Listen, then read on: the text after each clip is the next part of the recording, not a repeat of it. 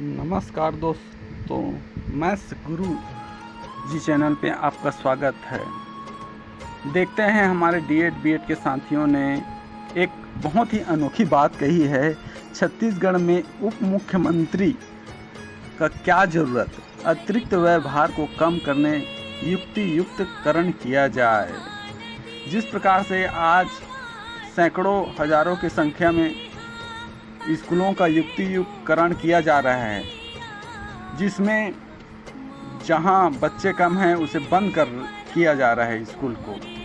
तो इसमें कहने का तात्पर्य है कि 24 साल हो चुका है हमारे छत्तीसगढ़ राज्य को बना हुआ, जिसमें आज तक उप मुख्यमंत्री का पद नहीं था, जिसमें छत्तीसगढ़ में दो उप मुख्यमंत्री का पद सृजित किया गया है, जिसमें अतिरिक्त भार आ रहा है। इनका युक्तियुक्तकरण किया जाए, ऐसे हमारे साथियों ने श्रीमान रमेश डेका को पत्र लिखकर कहा है।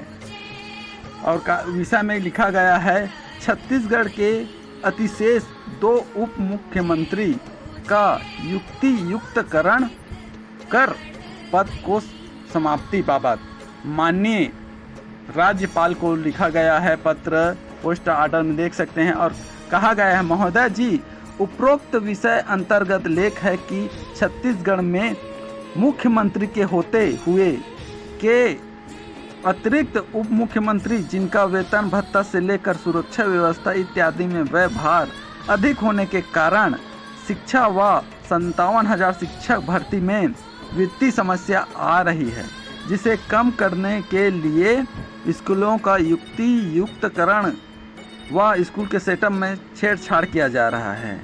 अतः वित्त भार व्यवहार को कम करने उप मुख्यमंत्री का पद समाप्त व विधायक का वेतन भत्ता में कटौती कर छत्तीसगढ़ की शिक्षा व्यवस्था को बनाए रखने में कृपा करें। कहने का तात्पर्य है कि एक तो हमारे नन्हे मुन्ने बच्चे जो वनांचल में रहते हैं, तो दूर दूर स्कूल रहते हैं, जिसमें 10-20 बच्चे ही रहते हैं, ऐसे स्कूल को बंद ना किया जाए। साथ ही जो 4,000 स्कूल बंद होगा तो सैकड़ों और हज़ारों की संख्या में बच्चे अनपढ़ हो जाएगा, जिनसे उसे शिक्षा का मौलिक अधिकार हनन हो रहा है। साथ ही ये भी सोचने वाली बात है, प्राइवेट स्कूल में प्राथमिक में हर कक्षा में एक शिक्षक की आवश्यकता होती है, लेकिन ये हमारे गवर्नमेंट स्कूल में 60 बच्चे पर 2 शिक्षक का प्रावधान किया जा रहा है।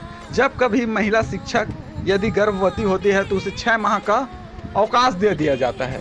तो एक शिक्षक 20 पीरियड से 18 पीरियड को कैसे पढ़ाएगा, ये सोचने वाली बात है। साथ ही वो एक शिक्षक रहेगा तो वो संजीवनी बूटी खाकर तो नहीं आए हैं, कभी तो बीमार पड़ेगा, कभी तो आना जाना पड़ेगा, तो छुट्टी हो जाएगी उसकी, तो कैसी होगी। 2 शिक्षक 60 बच्चे को कैसे पढ़ा पाएंगे, जब कक्षा ही 5 है, अलग से एक बाल बाड़ी भी जोड़ रहे हैं। हर कक्षा में एक शिक्षक की आवश्यकता होती है और इधर गुणवत्तापूर्ण शिक्षक की बात कहते हैं। साथ ही 1-2 का फार्मूला 2008 का सेटअप को भी परिवर्तन किया जा रहा है, जिससे 40 से 45 हज़ार शिक्षक अतिरिक्त हो जाएंगे। लेकिन जो स्कूल है 30 से 35 हज़ार, उसमें 2 ही शिक्षक कैसे पढ़ा पाएंगे, समझ से परे है। 2 शिक्षक 18 पीरियड, और संजीवनी बूटी खाकर थोड़ी आए हैं कि वो हमेशा ठीक रहेगा। यदि महिला टीचर है तो उसे मातृ अवकाश में 6 माह का छुट्टी मिल जाता है, तो एक शिक्षक 18 पीरियड कैसे पढ़ाएगा। साथ ही बीमार पड़ेगा, छुट्टी लेगा पारिवारिक में, तो क्या होगा, स्कूल का गुणवत्ताहीन होगा कि क्या होगा। साथ ही हम 4 से 10 हज़ार स्कूल का युक्तियुक्तकरण कर पैसा बचाने का प्रयास कर रहे हैं, वहीं 67 दारू भट्टी जो हमारे लिए गर्त में लगा है उसी को स्टार्ट कर रहे हैं। भारत भर में सबसे ज़्यादा दारू की खपत हमारे छत्तीसगढ़ में है, और छत्तीसगढ़ में शिक्षा व्यवस्था नीचे से 23वें पायदान में है। कहने का मतलब ये अनेकों केंद्र शासित एवं राज्य शासित प्रदेशों से शिक्षा स्तर हीन है। तो दो शिक्षक कैसे पढ़ाएंगे, सोचने वाली बात है। इस प्रकार से हमारे शिक्षक बंधुओं ने भी हड़ताल पर जाने का प्रयास किया है। साथ ही ये हमारे राज्यपाल रमेश डेका को पोस्ट द्वारा भेजा गया है कि उप मुख्यमंत्रियों का युक्तियुक्तकरण कर हमारे गांव शहर में शिक्षा का अलग जलाएं। इस